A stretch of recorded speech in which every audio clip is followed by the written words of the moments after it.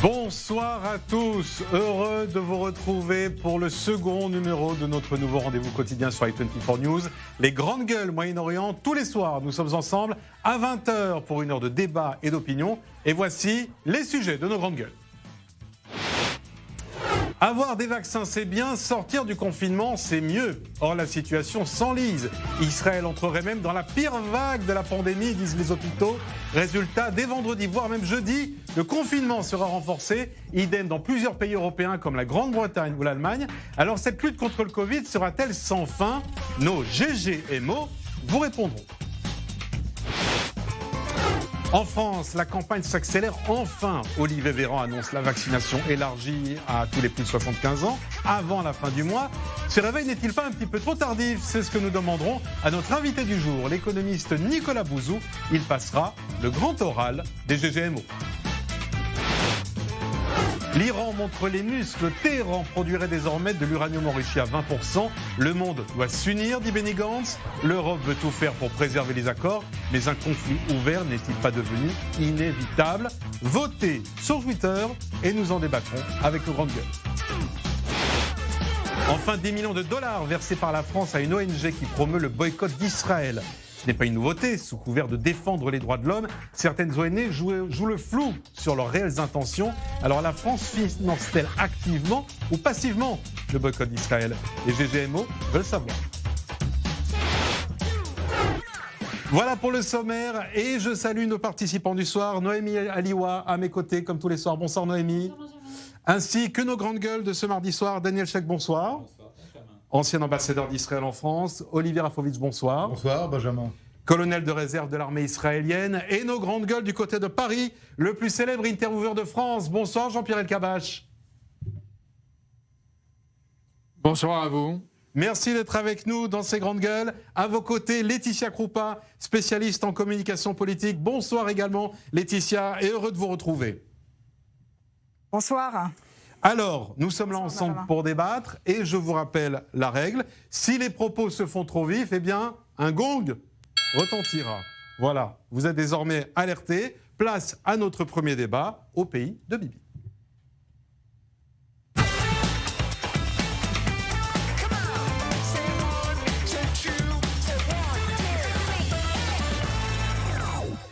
Et nous allons commencer par l'info du soir, alors qu'Israël bat des records en matière de vaccination. Les chiffres de contamination battent eux aussi de tristes records. Résultat, Noémie Aliwa, le troisième confinement sera renforcé dès la fin de semaine. Et oui, hélas, à partir de jeudi minuit, normalement, Israël prévoit la fermeture complète des écoles et des lieux de travail dits non essentiels, de même qu'une interdiction totale des rassemblements, des mesures qui devraient durer au moins 14 jours, sans date butoir pour le moment. Rappelons qu'Israël enregistre environ 8000 nouveaux cas quotidiens en moyenne, ce qui, à l'échelle du pays, est considérable. Cela implique des hôpitaux débordés devant l'afflux des malades et plusieurs milliers d'opérations non urgentes déprogrammées. Par ailleurs, le ministre israélien de la Santé, Yuli Edelstein, décrit la situation comme critique et justifie donc ce renforcement du confinement déjà en vigueur. Alors, c'est la situation en Israël, mais cette tendance au reconfinement s'observe également dans plusieurs pays européens. Oui, exactement, Benjamin. Dans le même temps, plusieurs pays d'Europe ont décidé de renforcer ou de prolonger leurs restrictions, certains allant même jusqu'à réinstaurer un confinement total. C'est notamment le cas de la Grande-Bretagne qui a annoncé un nouveau confinement national jusqu'en mars, notamment en raison de la progression de ce fameux variant du virus environ 60 fois plus contagieux. De son côté, l'Allemagne s'apprête à prolonger au-delà du 10 janvier ses restrictions jusqu'au 31 au moins. Les commerces, les écoles, les lieux culturels et les restaurants devraient ainsi garder porte close. Daniel Sheikh, confinement, déconfinement, confinement, reconfinement, déconfinement, c'est un cycle infernal? C'est un cycle, oui, tout à fait. Nous assistons actuellement à une compétition serrée entre les confinements et les élections en Israël. Il y a un léger avantage pour les élections, c'est 4-3 pour le moment, mais le dernier mot n'est pas dit. Nous vivrons peut-être le 4e, 5e, 6e. Ça va se terminer un jour, mais le problème, c'est que les dirigeants politiques qui sont distraits actuellement par des campagnes électorales ne laissent pas pour autant les scientifiques ou les spécialistes prendre les décisions indépendamment. Non mais là, c'est pas ça un reconfinement, puisqu'on est déjà confiné en Israël. Oui. Et ce confinement vous étiez dans la rue récemment, vous êtes sorti du studio pendant la journée On ne sent pas le confinement à Tel Aviv, en tout cas. C'est sans doute pas la faute des confineurs, mais des confinés. Mais il y a quand même une responsabilité partagée entre le gouvernement qui doit présenter une politique cohérente pour qu'elle soit crédible par le public. Olivier Rafovitch. Moi, ce qui m'inquiète dans cette situation générale mondiale, évidemment en Israël, c'est pas le confinement ou le déconfinement, c'est pas les vaccins, c'est la situation des gens, l'angoisse, les déprimes. Les gens en ont marre, les gens sont mal à l'aise. J'ai beaucoup d'amis qui m'appellent ce soir en me disant mais où on va cette déprime qui commence à s'installer comme une espèce de variable liée au Covid-19, c'est ça le problème. Vous, l'homme d'armée, Olivier Rafovitch, vous avez l'impression que là, cette guerre qui est menée contre le Covid, elle est menée de manière assez habile? Je pense que d'abord, c'est une guerre, on ne connaît pas l'ennemi, clairement. Il y a une espèce d'incertitude, une espèce de méconnaissance de ce qui se passe, et on est à tâtons. On essaye à chaque fois des nouvelles techniques, un confinement limité, puis plus profond, comme c'est le cas ce soir. Mais ce qui est important aujourd'hui, à mon avis, de dire aux gens, c'est que cette histoire de Covid-19, elle a une fin. Le problème, c'est que quand cette fin va avoir lieu, et si même ici, on arrive à confiné et puis à vacciner et puis arriver, je dirais, à une totale disparition. Jours, les Israéliens étaient triomphalistes. Ils disaient regardez, on est les meilleurs au monde. On vaccine à tout va. Regardez, on va être les premiers sortis. À mon avis, et là, on apprend ce soir finalement. À mon avis, oui, mais c'est là où je veux en venir. Les cas sont très graves. À mon avis, il faut avoir beaucoup d'humilité dans cette situation-là, parce qu'encore une fois, on essaye. Alors. Au niveau politique, Olivier, on vous essaye. êtes dans le mauvais pays. Humilité, Israël, ça marche pas tout à fait. Non, je suis dans le bon pays. On est dans le bon pays. Mais je pense qu'effectivement, on a envie aussi de renforcer l'état d'esprit des gens qui ont peur. On essaie va de voir l'état vendre. d'esprit à Paris, justement. Allez-y. Dans quel état d'esprit vous êtes du côté parisien, Jean-Pierre Elkabbach? Quand vous voyez qu'ici, en Israël, on pensait justement être très en avance avec ces vaccins, mais qu'on se retrouve là, dans 48 heures, avec un confinement renforcé. Eh bien, c'est un problème que nous partageons tous. La même angoisse, c'est la montée du virus qu'on n'arrive pas à attraper. Même des hommes comme Olivier Rafovitch, qui est un homme de guerre et qui cherche le virus, il ne le trouve pas, nous non plus. Mais oui, d'abord, il faut dire que c'est une performance remarquable de l'État d'Israël et des Israéliens. Et aujourd'hui, j'admire la lucidité, le courage des Israéliens qui, dans la majorité, acceptent de se faire vacciner, sont en train de battre des records et qui montrent qu'ils ont confiance dans le vaccin. Il y a en effet une urgence qui s'impose et qui se développe.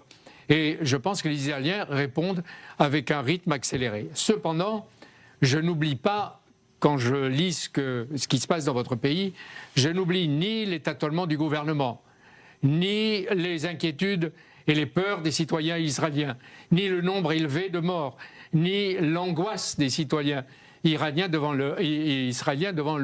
une sorte de surveillance de l'État. Mais je me dis aussi que on peut souhaiter que cette vaccination massive arrive à enrayer le virus et en même temps à donner des chances de redémarrage à une économie, pas seulement pour vous laisser faire dans un très bon climat les élections auxquelles vous pensez. Ouais. Mais je ne partage pas cette vision, moi, pessimiste, parce qu'il ne faut pas oublier qu'en moins d'un an, les scientifiques, les chercheurs ont réussi à mettre au point, pas un vaccin, des vaccins. Certes, il y a des problèmes aujourd'hui de production, de distribution. Le pessimisme ambiant est injuste pour vous, Jean-Pierre Elkabbach ? Souvent découvrant. Et il est tout à fait injuste, parce que comme le disait Olivier tout à l'heure, il est évident que l'on vaincra un jour ce virus, même s'il y a encore quelques semaines ou quelques mois de patience qui sont nécessaires. Mais la planète, elle n'est pas condamnée éternellement à des virus qui mutent. Et d'autre part, l'humanité a toujours su trouver les remèdes et les moyens pour arrêter les malheurs qui la frappent. Merci pour ce message positif, Jean-Pierre Elkabbach. Est-ce que vous le partagez en plateau, Olivier Rafovitch ? Juste, écoutez, hier j'ai vérifié quelque chose qui m'inquiète depuis pas mal de temps. Le virus est né en Chine. En Chine, aujourd'hui, il y a presque autant de victimes qu'en Israël, pour 1,5 milliard d'habitants. Et ils ont 2 vaccins spéciaux qui sont différents de Pfizer et de Moderna, comme si quelque part, je sais que ça va peut-être sembler étrange ce que je vais vous dire, mais comme si par hasard ce grand pays qui est la Chine avait lancé une guerre une guerre économique, une guerre d'un nouveau type, où elle s'est presque auto-vaccinée, auto-protégée. On va pas sombrer dans le complotisme non plus. C'est pas du complotisme, oui, c'est pas impossible. C'est nous dire quoi? Qui nous a envoyé la maladie? C'est vous dire. Tellement de choses. Vous connaissez les chiffres. Alors les chiffres, je vais vous dire, les chiffres sont publiés aujourd'hui par la Chine populaire elle-même. Alors si la Chine ment, on est dans une véritable... Ah oui, mais attention. Oui, excusez-moi. Les chiffres, ça compte pas. Bah oui, mais c'est comme ça. Permettez-moi d'en douter. Oui. Permettez-moi de douter de la véracité des chiffres donnés par la Mais Chine. comment pouvez-vous douter des Chinois? Justement, ces sources officielles de la Chine.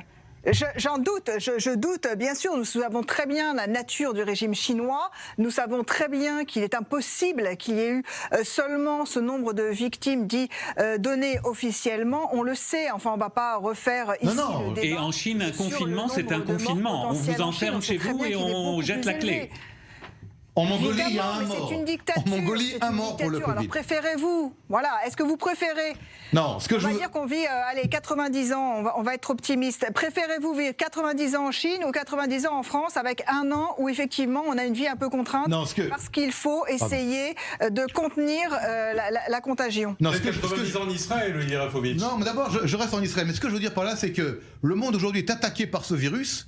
Et quelque part, il vient de la Chine. La Chine est en train de s'enrichir grâce à cette Covid-19. Et pour l'instant, l'Occident confine, reconfine. Et la Chine produit, vend à tire-larigot des masques et du matériel médical de par le monde. Il y a une perte de richesse de l'Occident. On est en train de souffrir. Faute de preuves concrètes de ce que vous insinuez ici, on ne peut pas commencer à jeter des... Jean-Pierre Elkabbach a raison, Jean-Pierre.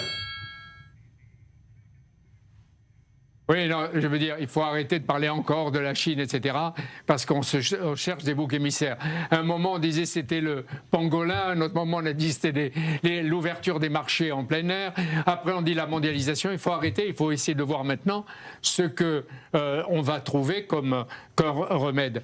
Face au virus, Israël n'est pas un exemple, même si vous vaccinez beaucoup. Mais d'autre part, nous non plus. Les Allemands, les Américains, etc. non plus. Nous sommes tous dans la même panade, si j'ai envie de dire. Oui, la même difficulté. Et je comprends qu'on confine. Et je comprends qu'il y ait, face à la montée du virus, ces mesures drastiques. Mais je ne vois pas de contradiction. Je vois même une sorte de logique et de cohérence. Parce que le virus se propage de nuit comme de jour. Le couvre-feu, il s'en fout.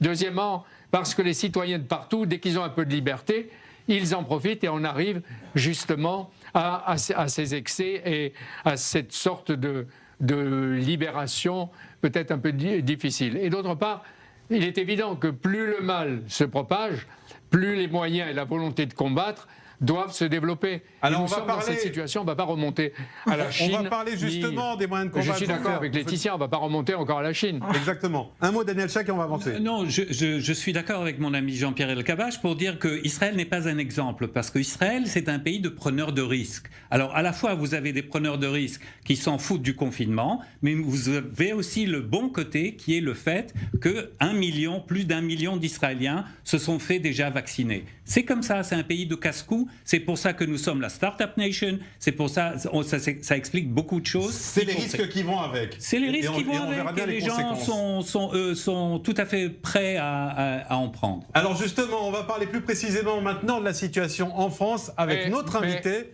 du Grand Oral du soir.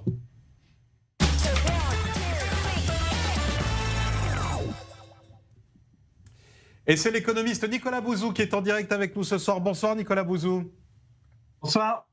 Je vous ai invité ce soir dans ces grandes gueules Moyen-Orient et je vous remercie d'avoir accepté notre invitation parce que je vous entends sur toutes les antennes parisiennes vanter le modèle israélien. Donc évidemment, nous d'ici, vu de Tel Aviv, on a envie d'échanger les expériences. Quand Olivier Véran annonce aujourd'hui une accélération enfin de la vaccination en France, vu de Tel Aviv, on serait tenté de dire pas trop tôt. Vous dites quoi? Vous dites c'est enfin la bonne stratégie ou alors est-ce qu'il y a eu faute?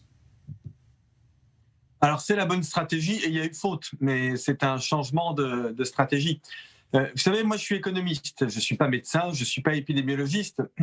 La seule chose que je sais, c'est qu'on ne sortira de la crise économique et sociale que quand on sera sorti de la crise sanitaire.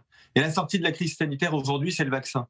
Donc c'est ça, moi, la pédagogie que j'essaie de faire. C'est pour sortir de la crise économique, pour arrêter le compteur de la pauvreté, pour arrêter le compteur du chômage, pour arrêter le compteur de la dette publique, il faut une campagne de vaccination extrêmement rapide et extrêmement offensive. Sinon, on ne s'en sortira pas. Sinon, on va continuer de pratiquer le stop and go, c'est-à-dire des mesures de confinement, des mesures de relâchement, des mesures de restriction plus ou moins fortes, etc. Et ça, on sait que c'est délétère pour l'économie et c'est délétère psychologiquement. Et donc, moi, ce que j'aurais souhaité pour mon pays... Et vous savez que du Tel Aviv, on a les deux aujourd'hui. C'est ça le problème. C'est qu'on a à la fois la vaccination massive et on a à la fois un confinement qui reprend. C'est presque paradoxal ce qu'on vit ici. Non, c'est pas paradoxal, parce que l'idée qui consiste à dire on va essayer de contrôler la circulation du virus et en même temps on va essayer de vacciner le plus grand nombre de personnes possible de telle sorte que quand on va déconfiner, on sera dans une situation sanitaire qui sera durablement améliorée, qui sera peut-être même bonne et peut-être même réglée. Je pense que c'est une stratégie qui est très intelligente. Et donc j'ai beaucoup d'admiration pour Israël pour tout un tas de raisons et depuis très longtemps. Mais en l'occurrence, là, j'ai beaucoup d'admiration. Merci beaucoup. Ce que fait, non, mais je vous le dis. Ça fait plaisir d'entendre. Ça fait plaisir.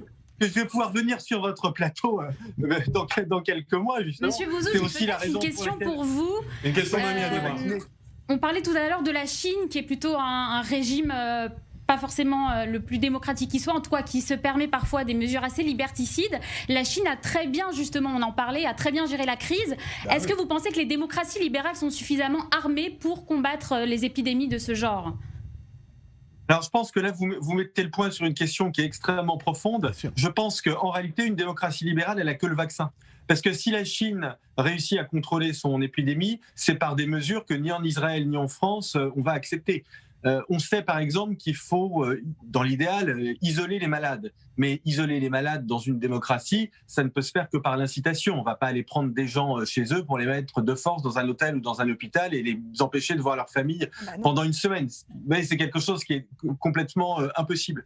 Et donc, dans une démocratie libérale, et Israël comme la France sont des pays très démocratiques et des pays de liberté, on n'a pas d'autre choix que le vaccin. Et ce que je voudrais dire juste sur le vaccin, c'est que je pense que ce que le gouvernement israélien a compris et ce que le gouvernement français n'a pas compris, c'est que c'est une course de vitesse en réalité. On a beaucoup entendu en France ces dernières semaines, il faut faire les choses bien, mais c'est pas une course de vitesse, c'est un marathon. Mais non, c'est complètement faux. Et c'est peut-être ça l'erreur française. Une réaction, Jean-Pierre Elkabbach à Paris. On peut avoir des réactions à différents niveaux. D'abord, je veux dire que je suis régulièrement et depuis longtemps les travaux de Nicolas Bouzou qui m'impressionnent, toutes ses interventions publiques comme ce soir. Et toujours avec un intérêt parce que ces interventions sont éclairantes. Entre parenthèses, moi aussi j'admire Israël sur de très nombreux points.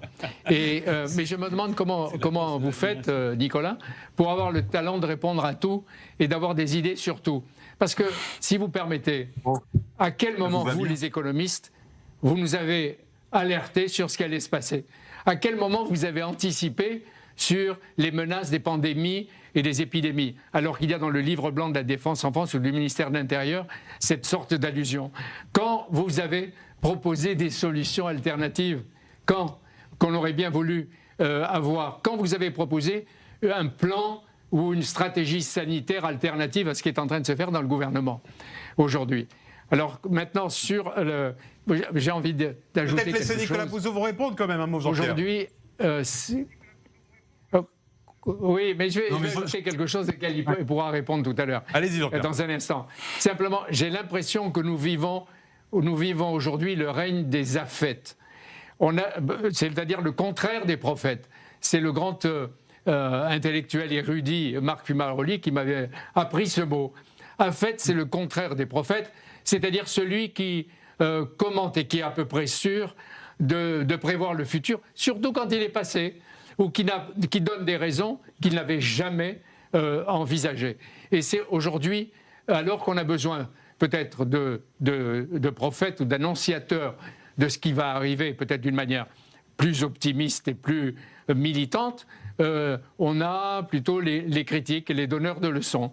Plus d'affect, mais plus de Justement, protection. Nicolas juste si je Bouzou, peux qu'est-ce que vous compléter, répondez à Jean-Pierre Jean-Pierre, moi, Elkabbach, quand Nicolas vous dites Bouzou donnons la parole aux économistes, je dis non, parce qu'on a déjà eu la dynastie des médecins, on a les médecins qui sont médiatisés 24 heures sur 24. Si maintenant on a les économistes qui arrivent en plateau et qui, à longueur de journée, nous donnent leur vision des choses, enfin on va plus rien y comprendre. C'est très anxiogène en fait, cette médiatisation à outrance des experts. Bon, alors attendez, il y a beaucoup de choses qui sont dites. Il faut quand même que Nicolas Bouzou réponde. On va Et à quand même pas Laetitia et à Jean-Pierre. on va quand même Nicolas pas Bouzou. inciter nos téléspectateurs de fermer leur poste. Nicolas Bouzou. Ah bah c'est sûr que si vous pensez que ma présence est anxiogène, fallait pas m'inviter. Hein. Non mais pardon, c'est l'avis de nos invités à Paris. Moi je vous donne la parole, je vous en prie. Alors, je reconnais la façon délicieusement, gentiment méchante de Jean-Pierre Elkabbach de poser des questions. Alors, la crise du coronavirus, je plaide coupable, je ne l'avais pas vu venir. Ça, je l'avoue, je n'y pensais pas. Et je vais même plaider encore plus coupable. Vous n'êtes pas le seul, hein, vous n'êtes pas le seul, vous inquiétez pas. Non, mais je ne pensais pas qu'une épidémie infectieuse Mais pouvait être possible. l'histoire est par essence imprévisible. Je pensais qu'on était entré dans la... Attendez, laissez Nicolas Bouzou finir une phrase quand même. Donc ça, c'est la première chose. Par contre, ce que j'avais vu venir, c'est le fiasco vaccinal du début de la campagne en France. Depuis 6 semaines, je ne cesse d'alerter sur le fait que nous ne serons pas prêts. Et si je ne cesse d'alerter, c'est parce que je vois la façon dont se passent les choses, mais aussi parce qu'un très grand nombre d'élus locaux, de maires, de présidents de région me disent qu'ils ont contacté les préfets, qu'ils ont contacté l'État, qu'ils ont contacté les ARS, qui sont nos espèces de préfectures de la santé, pour leur demander quand est-ce que les gens seraient vaccinés dans les EHPAD, pour leur proposer aussi de mettre des moyens à disposition, notamment ce qu'on appelle des vaccinodromes, des salles pour vacciner les gens, et ils n'ont reçu aucune réponse. Donc je vois bien depuis 6 semaines qu'il y a un problème. Ah et non, ce parce que problème, c'était pas la stratégie de l'État, c'était pas le choix. Attendez, voilà, justement, mais j'arrive. Ce problème, ça n'est pas qu'un problème administratif. On a beau jeu de critiquer l'administration. Oui, on sait que l'administration en France, elle est un peu lente, elle est pléthorique, elle n'est pas toujours bien organisée. C'est vrai, mais c'était déjà dans le rapport Armand-Rueff de 1957. Donc, ce n'est pas quelque chose qu'on a découvert. Je crois que la stratégie du président de la République, que j'aime bien par ailleurs, mais la stratégie du président de la République, ça a été de ne pas aller vite sur cette question de la vaccination. Et là, et c'est peut-être pour ce choix, si je suis votre pensée, qu'il a péché. C'est une faute. Je suis en droit d'avoir un désaccord de fond. Pour finir de répondre, si vous me laissez 45 secondes pour finir de répondre à Jean-Pierre Elkabbach, je fais des propositions très concrètes avec lesquelles on peut être en désaccord, mais je fais des propositions très concrètes. J'ai proposé de nommer un responsable de la logistique issu de l'armée. C'est une proposition extrêmement concrète.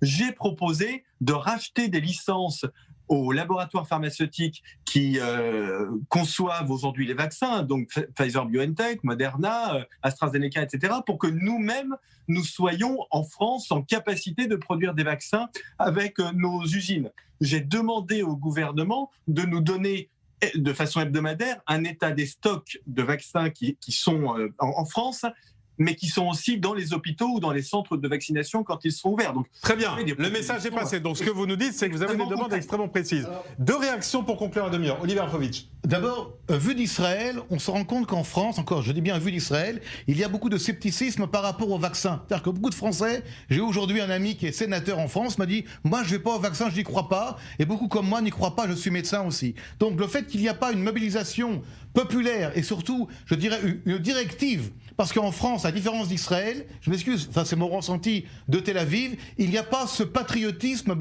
mobilisateur que nous avons ici en Israël. Et le fait que nous avons ici en Israël des systèmes médicaux qui sont peut-être parfois vus comme très, je dirais, rigides, en cas de pandémie, ils sont excellents, parce que nous sommes face à une crise. Et en face d'une crise, en face d'une guerre, ce petit pays qui est l'État d'Israël, un grand pays au niveau de sa logistique, sait se mobiliser. Et le fait d'avoir 1 million aujourd'hui, 1,5 million presque d'habitants qui sont vaccinés en l'espace d'une semaine, c'est pas extraordinaire. C'est, je dirais, c'est unique au monde. Mais on verra aussi le corollaire qui est en ce moment le confinement qui reprend. Merci beaucoup Nicolas Bouzou d'avoir été avec nous ce soir, en invité des Grandes Gueules Moyen-Orient, d'avoir accepté de jouer le jeu. On marque une petite pause et dans quelques instants, notre second débat des Grandes Gueules. On va parler de la situation avec l'Iran. L'Iran de plus en plus menaçant. D'ailleurs, craignez-vous un conflit imminent? Votez sur Twitter et vos réponses juste après la pause.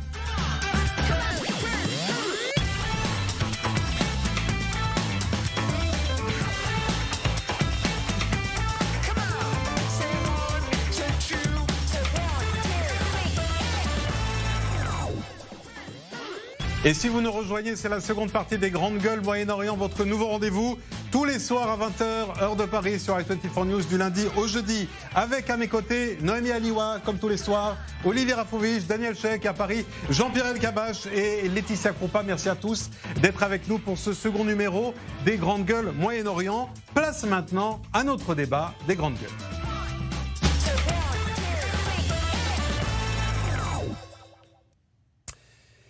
Téhéran se permet tout et le dit haut et fort. L'uranium iranien est désormais enrichi à hauteur de 20%. On est désormais bien loin, Noémie Aliwa, des 4% accordés par les accords de Vienne de 2015. Très loin, Benjamin, c'est une violation manifeste de l'accord de Vienne conclu en 2015 qui impliquait donc le ralentissement du programme nucléaire iranien en échange d'une levée des sanctions internationales. Pour autant, l'Europe reste fidèle à sa stratégie, c'est-à-dire de chercher coûte que coûte à préserver cet accord et à ne pas froisser l'Iran. C'est en ce sens que l'Union européenne a encore appelé au calme ce matin par la voix de son chef de la diplomatie, Joseph Borrell, en insistant sur l'importance d'éviter toute mesure qui pourrait compromettre la préservation de cet accord. Une stratégie qui est bien différente de celle des États-Unis, qui qualifie cette entorse de chantage nucléaire, ou encore d'Israël qui menace l'Iran de serrer la vis. Citons le Premier ministre israélien Benjamin Netanyahou, pour qui cette déclaration est une nouvelle preuve que l'Iran cherche à se doter d'armes nucléaires. Il assure qu'Israël ne le permettrait pas, sans préciser par quels moyens il compte s'en empêcher. Olivier Rafovich, ce conflit avec l'Iran, avec ce ton qui monte, il devient inévitable? L'Iran est dirigé par des salopards antisémites qui veulent détruire Israël. C'est leur politique, ils sont corrompus à mort. Toute leur politique est faite pour s'enrichir. Ils vont utiliser la carte anti-israélienne. Malheureusement, à part les Américains et l'État d'Israël, les autres pays sont soit nuls dans une perspective d'affronter l'Iran. Alors ils vont vers des compromis. Vous parliez de Borrell à l'Union européenne. Les nuls, c'est qui? C'est les Européens? Ils sont nuls. Oui, les Européens, ils sont nuls. Non, il n'y a pas de nuance, parce qu'on est face, nous, en Israël aujourd'hui, à une menace existentielle. Lorsque l'Iran dira « je n'ai pas seulement enrichi à 20% l'uranium, mais j'ai aussi la bombe atomique », là, ça sera trop tard pour agir. Laetitia Kroupa, les Européens sont des nuls? Écoutez, en tout cas, ils sont quand même largement inaudibles. Alors, est-ce qu'ils sont nuls? Est-ce qu'ils ne savent pas vraiment comment se positionner par rapport aux États-Unis? Parce qu'il est là le sujet, Benjamin, c'est les États-Unis qui restent le leader incontesté, incontestable dans cette géopolitique mondiale. Donc, bien sûr que le problème, c'est que Trump met une pression phénoménale sur Téhéran, qui répond aussi en mettant la pression sur la future administration Biden. Donc là, on assiste à quoi? Ce qui est assez classique finalement dans la diplomatie quand on regarde le siècle qui vient de s'écouler, une escalade de la violence. Et Téhéran pose... Oui, mais Téhéran pose les bases de sa prochaine négociation avec l'administration Biden. Comment peut-on expliquer, vous qui êtes en France, en Europe, la position qui est dramatiquement grave pour Israël? Vous savez, l'Iran, écoutez, l'Iran veut détruire l'État d'Israël. Tout le monde parle en même temps. Laetitia, s'il vous plaît. Non, mais en deux mots. En deux mots, l'Union européenne, ça a été très simple aujourd'hui, a fait savoir effectivement que c'était regrettable. Alors les mots sont c'est un euphémisme, on est tout à fait d'accord. Mais parce qu'elles veulent absolument maintenir cet accord de 2015. Je vous rappelle que Biden a dit que les États-Unis reviendraient dans l'accord de 2015 et que Téhéran s'est engagé à reculer militairement. Donc on en est là de l'exercice. Avant qu'Olivier Rafovich nous emmène en guerre contre l'Iran, il faut quand même dire... Les Européens sont nuls. Bon, moi je ne dirais pas ça, Jean-Pierre, vous pouvez vous rassurer. On ne peut pas à la fois se retirer d'un accord, détruire cet accord et ensuite se plaindre que l'autre partie a enfreint cet accord. Mais les Iraniens mentent. Non, je n'ai pas terminé. Depuis des années. Mais je suis désolé. Ils n'en ont absolument rien à faire. Je préfère un accord imparfait à la parfaite liberté d'action que les Iraniens ont obtenue. Je préfère un Iran sans nucléaire du tout. Oui, moi aussi je préfère. Seulement, manque de peau. Quand un pays est mené et dirigé par des antisémites, par des nazis islamistes, pendant que l'accord a fonctionné. L'Iran n'a pas développé Mais c'est faux, ses armes. c'est entièrement Non, ce n'est faux. pas faux. Ils ont caché Non, ce dans des n'est pas centaines faux. de sites Non, secrets, non, ce n'est pas souterrains, faux. Ce n'est pas vrai. l'activité nucléaire, Ce n'est pas même vrai. l'agence Et de toute nucléaire façon, européenne. Vous savez, l'action de Trump a donné la parfaite liberté aux Iraniens de faire ce qu'ils veulent mais ils ont avec fait ce leurs qu'ils voulaient, infrastructures. avec l'accord. Non, Avec ils n'ont l'accord. pas fait ça avec l'accord. Aujourd'hui, Tout le monde, même les Américains ne le prétendent pas. Aujourd'hui, il y a deux possibilités. Cabache à Paris. Jean-Pierre. Aujourd'hui, il y a deux possibilités. Non, Soit pardon. Jean-Pierre, vous pas l'avez Jean-Pierre. D'abord, je veux dire que les Européens sont ni naïfs, ni dupes, ni aveugles. Non, mais Ils nul veulent, par rapport, comme le dit Laetitia, nul par rapport à la politique une anti-iranienne, relance anti-nucléaire. diplomatique. Laissez-moi finir. Laissez-moi finir. Laissez-moi finir. Mais je parce vous laisse que finir, Olivier Jean-Pierre. Rafovitch, il vous manque plus que l'uniforme. Parce que quand vous nous dites... Mais c'est un bel il faut- uniforme. Allez-y, J'en suis très Je veux fier de cet savoir uniforme, comment. Jean-Pierre. D'abord, Très fier. l'Iran, à juste titre, c'est une obsession d'Israël. Et ça ne date pas d'hier. Ah, l'Iran, Il y a 25 ans. l'Iran n'est pas, elle, Interrogé obsédée par plusieurs Israël. reprises. C'est Israël qui est obsédé Shimon par l'Iran. Peres, Attendez, qui Jean-Pierre nous disait El-Kabash, déjà à l'époque- avec tout le respect que j'ai pour vous, Attendez, c'est Israël laissez qui est Jean-Pierre obsédé par El-Kabash l'Iran. finir. Attendez, Jean-Pierre c'est El-Kabash. Israël qui est obsédé par l'Iran. C'est nous qui sommes obsédés par l'Iran. C'est pas l'Iran qui est obsédé par la destruction de l'État d'Israël. Les deux parties sont obsédées l'une par Mais l'autre. pas du tout. Eh ben, Pas si du vous tout. pouvez me Mais pas laisser du tout. finir. Jean-Pierre. Je comprends. Shimon Peres, il y a 25 ans, disait attention à l'Iran qui est notre ennemi et notre menace constante. Et il invitait à la vigilance et surtout à la modernisation des armes, de l'arsenal des armes offensives et défensives. C'est ce que vous faites.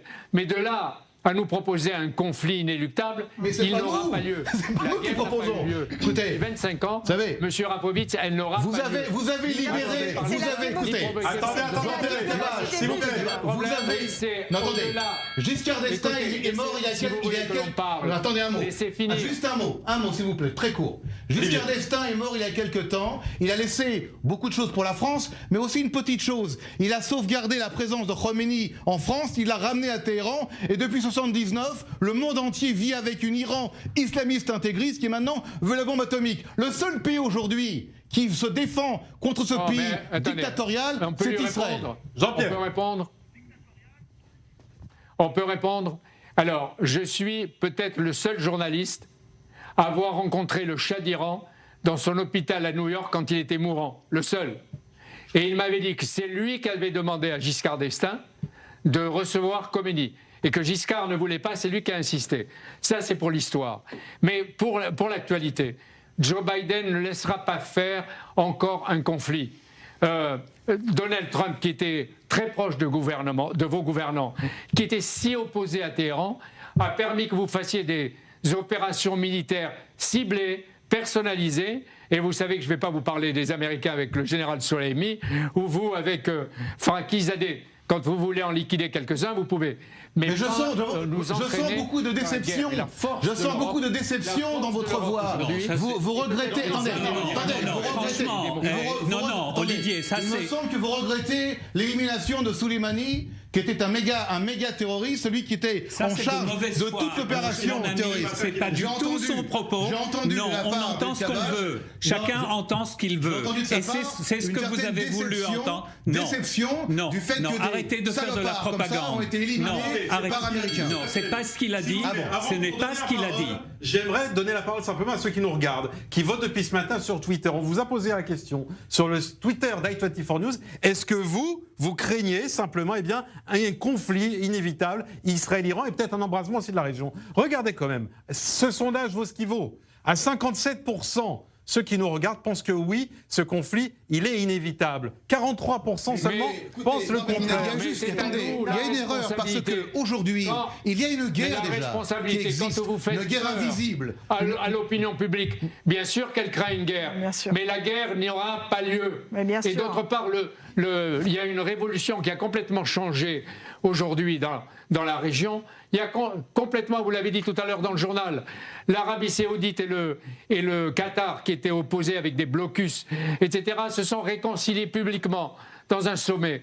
Donc les on va se accords réconcilier d'Israël avec l'Iran la plupart des pays. Dites-moi, Certes, qu'est-ce que les- vous faites Attendez. Jean-Pierre, vous pensez qu'il peut y avoir une Vous allez- réconciliation Israël-Iran? Non. Non, mais si vous voulez bien me laisser finir, je dis que ces pays-là qui ont fait des accords historiques avec vous ces derniers temps, eh bien, ces pays ont les mêmes ennemis. Erdogan en Turquie et en même temps les ayatollahs barbus, les matamors barbus de Téhéran. Ce sont les amis communs. Et en tout cas, ceux qui sont les fourvoyeurs du terrorisme. Mais il ne faut pas leur donner la possibilité de s'imposer. Il faut négocier. Le monde en a assez. Et d'autre part, je veux avoir une pensée pour le peuple iranien. Le peuple, pas les ayatollahs, mais le peuple. Parce que c'est un grand peuple avec une grande civilisation. Et riche, multiséculaire. Et le peuple iranien, il souffre du régime totalitaire, religieux, qui s'est imposé à lui. Vous avez tout à fait raison. Non, Jean-Pierre, terminé, j'aimerais entendre Laetitia. On n'a pas entendu Laetitia sur cette question. Assez d'aller vers la guerre. Je suis d'accord avec Daniel Chic. Je suis tout à fait d'accord avec vous, Jean-Pierre, il faut penser au peuple. Et d'ailleurs, cette question du nucléaire a divisé les gouvernants même. Et ceux qui gouvernent là l'Iran en ce moment, ça divise déjà l'intérieur du pays avant de créer comme ça des zones sismiques géopolitiques. À l'intérieur du pays, ils sont divisés. Je vous rappelle qu'il y a des élections en juin et que, évidemment, là, ça peut aussi basculer d'un côté ou d'un autre. Donc soyons très attentifs et attention. Attendez, laissez-la terminer. Ne surestime pas son jeu et finalement crispe la Russie et la Chine. Ne soyons pas non plus dans ce fantasme. Je suis d'accord avec Jean-Pierre, c'est un fantasme renouvelé. Mais si vous regardez les 50 dernières années, on en parle depuis 50 ans, mais il y a quand même un équilibre qu'il faut absolument, et c'est l'Europe. En tout cas, c'est l'Europe qu'il faut maintenir. Et c'est pour ça que l'Europe veut maintenir l'accord de 2015. Écoutons peut-être les premiers intéressés, les habitants du nord d'Israël, qui eux s'inquiètent peut-être sur les conséquences, parce que s'il y a un conflit, c'est eux qui seront les premiers concernés. Bonsoir Claude Lévy. Bonsoir. Merci de nous rejoindre. Donc il faut éviter le conflit. Dans ces grandes gueules Moyen-Orient. Mais je vais lui poser la question, Jean-Pierre. Vous êtes le maire adjoint de la ville d'Akko, Saint-Jean-d'Acre, comme on dit en français. Vous êtes également conseiller consulaire. Est-ce que vous craignez aujourd'hui ce conflit et des conséquences, peut-être directement pour les habitants du nord du pays? Tout d'abord, une précision. Je ne suis pas le maire adjoint de la ville d'Akko. D'accord ? Pardon, on m'a donné une mauvaise information. Mais vous habitez bien à Akko? J'habite à Akko, je suis conseiller consulaire. Je travaille avec le maire d'Akko pour les relations avec la France, mais je ne suis pas un élu de la ville d'Akko. Très bien. Voilà. Maintenant, qu'est-ce qu'on pense de tout ça dans le nord d'Israël? La première préoccupation dans le nord d'Israël, si on se réfère à cette tension, c'est d'abord ce qui se passe à la frontière libanaise et à la frontière syrienne, avec le Hezbollah. Donc, c'est vrai que dans le nord d'Israël, on est inquiet parce qu'on a déjà eu pas mal d'expériences et une guerre en 2006 avec le Hezbollah, qui n'a pas été très facile pour Israël. Qui a été une plaie ouverte pour vous? Comment? Qui a été une plaie pour vous? Ça a été très difficile parce que cette guerre est arrivée par surprise. Elle a surpris un peu tout le monde. Et aujourd'hui, c'est un peu différent. C'est même très différent. Car on a tiré les conséquences de cette guerre. Mais vous auriez dit oui ou non si on devait vous poser la question à vous? Est-ce que vous craignez un conflit aujourd'hui Israël-Iran? Vous auriez répondu quoi à notre sondage Twitter? Oui ou non? Si je craignais un conflit? Oui. Je ne crains pas un conflit. Non, mais parce que je pense que pour l'instant, personne dans le monde ne soutiendra un conflit entre Israël et l'Iran. Olivier Rafovitch. Il y a une erreur. Est-ce qu'il faudrait avoir un conflit? Est-ce qu'il faudra avoir un conflit? Je pense qu'on n'arrivera pas à régler la situation avec l'Iran de façon pacifique, avec des négociations. On a déjà donné, comme on dit. Il y en a d'autres qui ont essayé. Sans vouloir nommer Obama, il a essayé. Ça a été un fiasco. Et je pense qu'aujourd'hui, on est dans une mauvaise situation et que l'Iran ne cédera pas un pouce de terrain face à l'Occident et face à... Autrement que par la force, c'est le fond de votre pensée. Olivier Rafovitch. Le débat est faussé parce que de Paris, on entend une musique qui n'est pas du tout la vraie musique. Quand on entend Jean-Pierre Elkabbach, que je respecte et que Oui, j'aime mais c'est beaucoup, la pensée européenne, c'est le point de vue Jean-Pierre européen. Elkabbach, en fait, insinue que ce conflit est voulu par Israël. Nous sommes aujourd'hui face à une présence iranienne à la frontière libanaise. Attendez, laissez-moi finir. Laissez-moi finir. Laissez-moi finir. Laissez-moi finir. Non. Laissez-moi finir. Laissez-moi finir, s'il vous plaît. Non, laissez-moi laissez-moi. Vous savez, ça aurait été bien s'il l'avait dit parce que ça vous aurait servi de propagande. Il ne l'a pas dit. Non. Pas de chance, il ne l'a pas dit. Il y a les mots qu'on dit et puis il y a la musique qu'on entend derrière. Oui, mais il y a une oreille. Il y a une oreille qui entend. Il n'y a pas une oreille autour de cette table qui a entendu ça. Laissez-moi juste finir, un instant. Vu de Paris, dire qu'il faut négocier avec ce pays-là, c'est très beau. Monsieur c'est très. Attendez, laissez-moi terminer. Laissez-moi terminer. Mais lorsqu'on attendez, laissez-moi terminer. Non, mais j'ai entendu. Musique militaire. Oui, mais la vôtre, j'entends aussi. Musique qui n'est pas tellement pro-israélienne. Venant de quelqu'un comme vous, le mot démocrature prononcé à un moment donné. On ne va pas du tout là-dessus, Olivier. Il s'est expliqué à l'antenne là-dessus. C'est pas du tout le sujet. On n'est pas parti. Mon uniforme civil. Vous devez être un cours d'arguments pour me sortir de cette bêtise. Non, mais laissez-moi, vous savez, je ne veux pas être ni insolent, ni agressif. Alors laissez-moi juste parler, s'il vous plaît. Merci. Moi non plus. Très bien. Alors restons. Donc, ce que je veux dire, c'est que, vu de Paris, encore une fois, la menace iranienne paraît une menace avec laquelle on peut négocier. Du côté israélien, ça fait des années que nous faisons face à une menace qui va de pire en pire. Les Iraniens s'installent au Liban avec leur Hezbollah, s'installent en Syrie, sont prêts à attaquer Israël et les Américains avec des bases de missiles balistiques au Yémen et en Irak. Il y a 150 000 actuellement miliciens pro-iraniens en Irak. Ils ne sont pas là pour faire la fête. Aujourd'hui, on parle d'une vengeance iranienne et de ces milices pro-chiites dans tout le Moyen-Orient. Alors si demain ils attaquent les Américains... Laissez-le parler, on a compris votre point de vue. Jean-Pierre Elkabbach.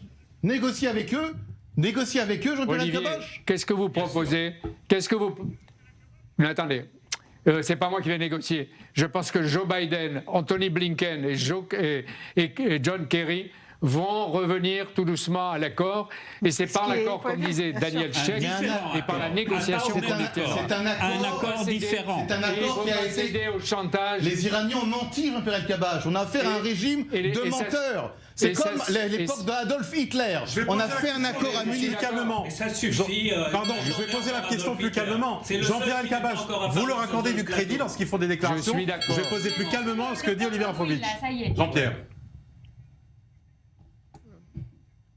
Si j'accorde du crédit à qui? À ce que disent les Iraniens, c'est ça que vous dites, Olivier Rafovitch? Bah oui, les Iraniens. Ce sont des menteurs, est-ce qu'on peut encore les croire? Mais pas du tout.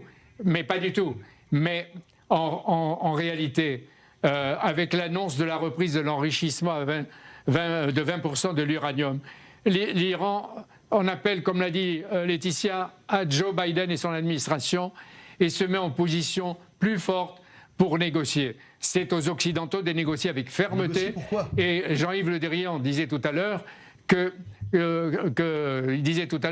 les premiers mois de l'année 2021 vont être déterminants.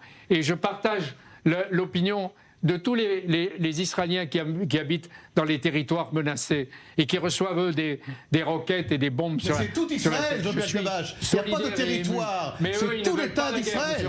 Mais c'est tout l'État d'Israël qui est menacé. Il n'y a pas de région. Tout l'État d'Israël. Bah oui, c'est tout l'État d'Israël. Oui, mais et la différence de la France, l'objectif, c'est pas de négocier. L'objectif, monsieur, juste l'objectif, ce n'est pas de négocier, comme vous dites là, vous n'arrêtez pas de marteler ce mot, c'est de contenir la menace iranienne. Et il faut bien trouver un terrain d'entente, un accord, vous savez, pour que l'équilibre puisse être maintenu. Et je vous rappelle juste que la France, l'Allemagne, le Royaume-Uni et bien sûr la future administration Biden met la pression sur Téhéran, non pas uniquement sur le nucléaire, mais aussi sur son programme balistique et sur sa politique régionale. Et ça, Téhéran le sait pertinemment. Ce n'est pas Téhéran tout puissant face au reste du monde et face à les jurés. Vous savez, il faut attendez, Olivier, il faut passer la parole. J'ai une question pour M. Sheikh qui je crois, tout à l'heure a expliqué que c'était plus ou moins une bonne stratégie, celle de l'Europe. J'aimerais juste savoir si selon vous, c'est la stratégie à adopter, et si au long terme, c'est possible que l'Iran finisse par réduire son programme de l'Iran. Non, mais arrête, mais laisse parler. Ce n'est pas possible. Monsieur Chaic, d'abord, je n'ai rien dit sur la politique de l'Europe. Honnêtement, avec tout le respect que je leur dois, je suis d'accord avec Paris. Ça va se décider à Washington. D'ailleurs, c'est Washington, de manière unilatérale, qui a détruit l'accord de 2015. Mais non, ce sont les Iraniens qui ont détruit. Les Américains, on a entendu ça, mais arrêtez déjà. avec cette histoire. Les Iraniens ont caché ce système. Mais non, mais on peut pas dire des choses comme ça. L'Iran a caché le système nucléaire militaire en secret. A annoncé la couleur. Joe Biden va souhaiter, il n'a pas dit qu'il va demain matin reprendre pour parler avec l'Iran, il a dit que c'est un objectif. Est-ce qu'il va revenir en arrière vers le même accord? Impossible à mon avis. Impossible et pas souhaitable. Est-ce qu'il va vouloir renégocier un nouvel accord amélioré? J'en suis certain, et je pense que, avec tout le respect que je dois à ton armée, évidemment. À notre armée, c'est les chefs... à notre armée, Daniel. Oui, mais toi, tu as porté l'uniforme, moi, à peine. Les chefs de la sécurité en Israël, les chefs de l'armée, des renseignements militaires, du Mossad, du Shabak, étaient tous pour l'accord nucléaire avec les Iraniens. Donc on ne peut pas dire que c'est irresponsable. C'est vrai, dans la mesure où l'accord serait respecté par l'Iran. Or l'Iran a totalement mis cet accord sous la table et a créé... positivement incliné vers une renégociation de cet accord. Non, on va pas me réconcilier là-dessus. Je remercie Claude Lévy. Non, Olivier après. Claude Lévy, je voudrais vous remercier d'avoir été avec nous. S'il vous plaît. Oui, Jean-Pierre. Je vais choquer une minute.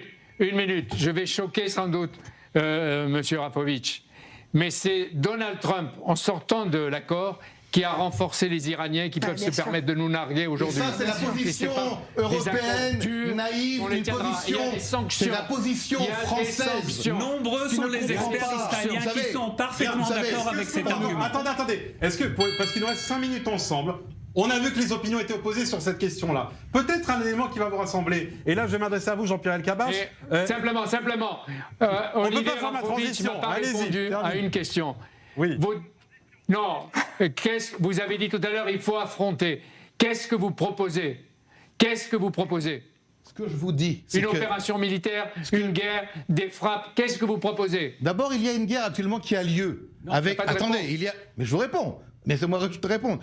Une guerre actuellement a lieu. Une guerre qui est invisible, une guerre où il y a des éliminations ciblées, une guerre où j'espère, les services de renseignement vont essayer de pousser le peuple iranien, que vous aimez, que nous aimons, vers une démocratie. Mais tant que ce régime pourri, corrompu, tiendra 70 millions d'Iraniens otages d'une théocratie extrêmement dangereuse, écoutez-moi bien ce que je vous dis, rien ne pourra être possible en Iran, aucune négociation. Juste un exemple avant de conclure. Clinton, à l'époque, avait voulu négocier avec la Corée du Nord un accord contre le nucléaire. Ils ont, à l'époque, transféré 3,5 milliards de dollars aux banques nord-coréennes. Le résultat, une bombe nucléaire nord-coréenne existe aujourd'hui. Nous, on ne peut pas se permettre d'avoir une bombe nucléaire en Iran. On a compris vos points de vue. On ne mélange pas les sujets. On a compris vos points de vue. Avec des insultes, ce ne sont pas avec des insultes et des injures qu'on pourra établir la paix. Et je vous rappelle que la région dans lequel dont nous parlons, est en train de se révolutionner. J'allais vous poser la question, Jean-Pierre. Un mot peut-être avant de nous quitter là-dessus. Les pays du Golfe. Un mot là-dessus, parce qu'il y a les accords Israël, Émirats, Arabie Saoudite, Maroc aussi. Et je voulais vous interroger là-dessus dans la minute qui nous reste. C'est quand même un Moyen-Orient complètement nouveau qui se dessine aujourd'hui. Et la carte va se redessiner aussi, Jean-Pierre. Tout à fait. Et Israël n'est plus seul, parce qu'il y a ces États contre la Turquie, contre les terroristes et contre le gouvernement corrompu et tout ce qu'on voudra dire, et je ne veux pas me mettre à les insulter. Je peux juste ajouter un bémol sur ces nouveaux, ces nouveaux accords, cette nouvelle relation d'Israël avec les Émirats, avec le Maroc. C'est quand même Donald Trump qui est l'instigateur de tout ça, et je vous rappelle qu'il a opéré une diplomatie par le troc. Arrêtez en France de critiquer Donald Trump. Attendez, il y a en France... Non, parce qu'il y a en France... Laetitia. En France, il y a deux maladies. Il y a le diplomatie, par l'image. Et l'anti-Trump. Laetitia. Trump, c'est du passé, c'est fini. Bah non, mais on voit pas. Mais En France, il y a deux problèmes. Laetitia Coupa, merci. À procéder. C'est incroyable. Bon, je peux pas en placer une. Oui. C'est incroyable. Incroyable. Il s'adressait à son On est des grandes gueules ou pas? Et par le troc. Et donc, ce qu'il a obtenu par le troc, c'est fragile et explosif. C'est tout. Et maintenant, à vous la parole. Donc c'est à cause de Trump, c'est à cause de Trump que l'Iran est antisémite, anti-israélien et veut la bombe atomique. C'est incroyable. Mais en France, il y a deux problèmes. Il y a le Covid-19 et Trump. On enlève Trump, il n'y a plus de problème. Incroyable. Incroyable. Ça y est. Incroyable. Olivier, Il n'y a plus de Trump. Vous allez être triste, Olivier. Je suis jamais Vous allez triste. être triste parce que Donald Trump s'en va et que vous allez avoir à vous adapter à une nouvelle équipe. Attendez demain. Je voudrais dire un mot du Maroc. Attendez demain. En 30 secondes, Jean-Pierre, il nous reste 30 secondes. On reviendra. Je vous en prie.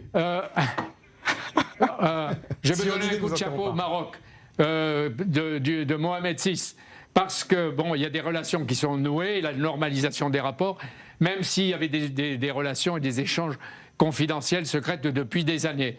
Le Maroc a une sorte de reconnaissance et d'amitié, de solidarité à l'égard de la présence et de l'héritage, de la pensée et de la philosophie, de la culture juive. Là, il faut savoir qu'en janvier, les écoles du Maroc vont apprendre d'une manière obligatoire aux jeunes de 10-11 ans la culture, la philosophie et peut-être même la langue hébreu aux jeunes Marocains. C'est un beau message. Et si les autres États pouvaient faire la même chose, accepter des synagogues ou accepter des églises, la révolution serait grande.